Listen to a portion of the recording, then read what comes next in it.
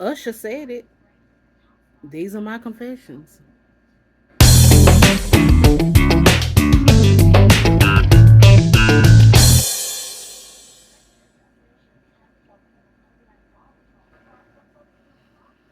Greetings and salutations. This is your girl, Outspoken Diva. And let's talk about it, shall we? I'm not going to be before you long. I'm kind of like in between activities. So, yeah. But I was perusing through Instagram and I can finally say something without it being race driven for a change. And I can finally go on and tell you guys I'm a brunch snob. I am. I'm a brunch snob, and I'm willing to admit it now. Um, During the pandemic, pandemic, I thought it was just me. Well, I wanted to admit that then, but I thought maybe I'm just being prejudiced against a particular race, because they do things a little different than I prefer. Y'all know the in the headlines it was the guy who stood. Like people were twerking in his restaurant, and instead of him just taking out the people that were twerking, he decides to have this big sexist rant and freak out on the floor. Guess what? I've never gone to that spot, and that is one of the reasons. The other reasons because I've heard too many people talk about how they've had to wait on tables even though they had reservations. So yeah, and most of the people I know that go to that restaurant, that love that restaurant, they're major lamb chop lovers. I don't care anything. I don't like lamb chops, so I don't care anything how good about them they are. So yeah, I've never gone. I mean, nothing wrong with the menu, but yeah, I just what I don't prefer to get put my dollars in places that I don't think respect me, or things of that nature. But that's when I was like, maybe it's me. Maybe I have a problem. So I just go where I prefer to go.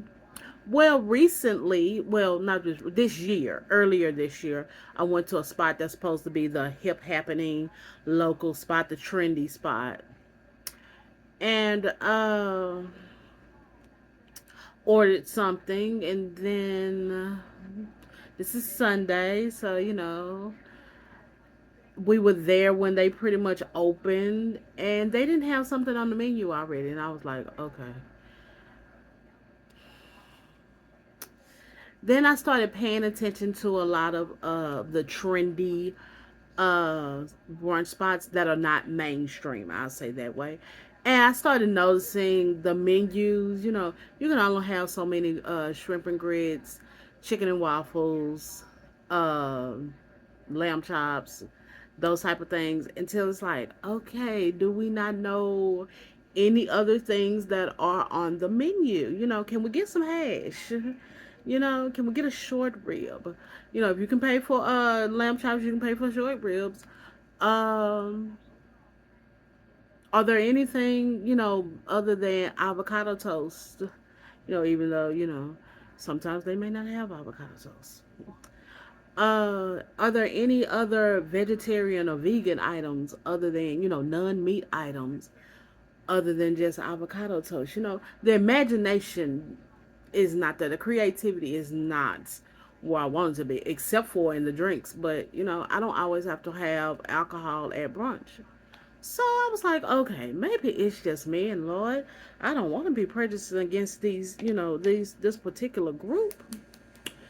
And then today I was perusing and I saw this interesting concept for brunch. They take away your phone. You're supposed to socialize without your phone. Um, I'm like I prefer those type of situations. I know between with my friend group, that was something that was suggested that we put our phones on the table, and whoever picks up their phone first pays for brunch. So I like the concept. I was like, oh, I like this. So I went and I looked and I thought I saw. I was like, oh, this is a mainstream place. Okay, all right. And then I saw a discrepancy with the menu. I was like, that's weird. And it was okay. Like when you go to brunch, there's always just a basic breakfast option. So I know when in doubt, I can always just have basic breakfast, right? Why was there basic breakfast more than a lot of the things, brunch items on that menu?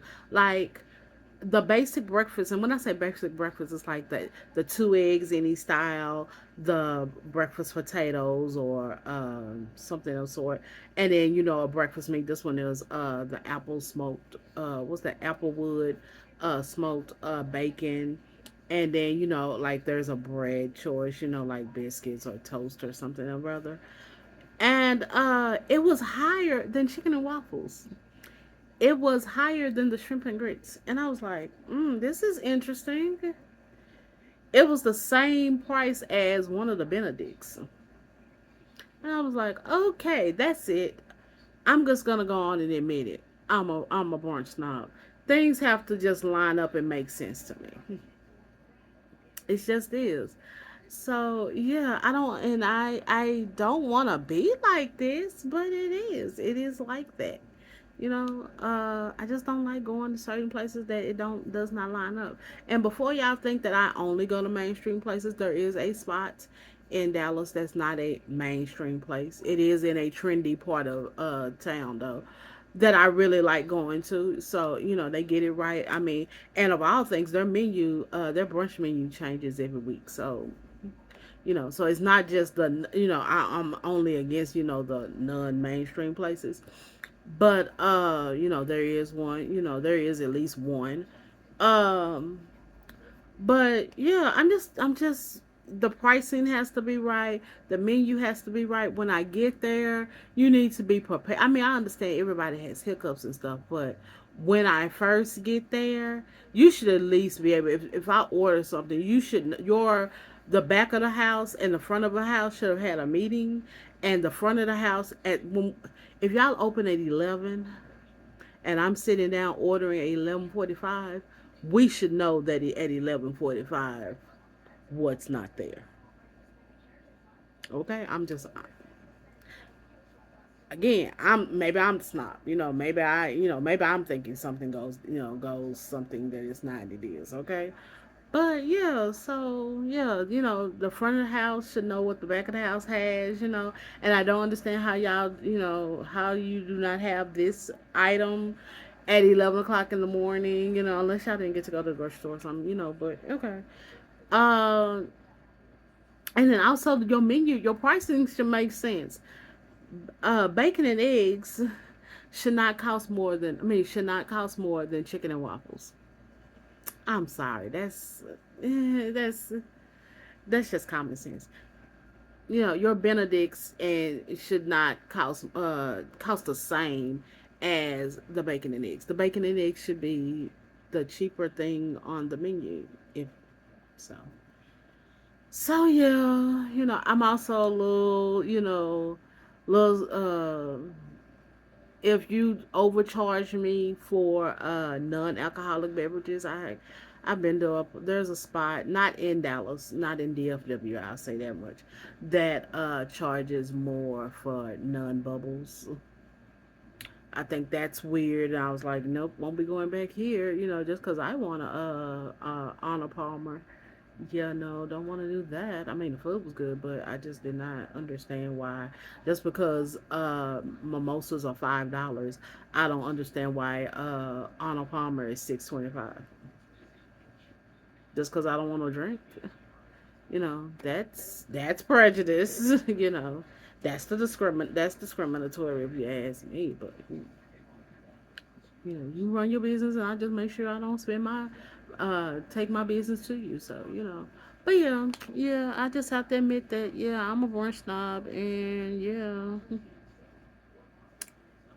We just thank God for online menus, right? I'm gonna mess around and get them all taken off. Watch. Then I won't go anywhere because I won't be able to be prepared for brunch, lunch, dinner, and breakfast, right? Okay.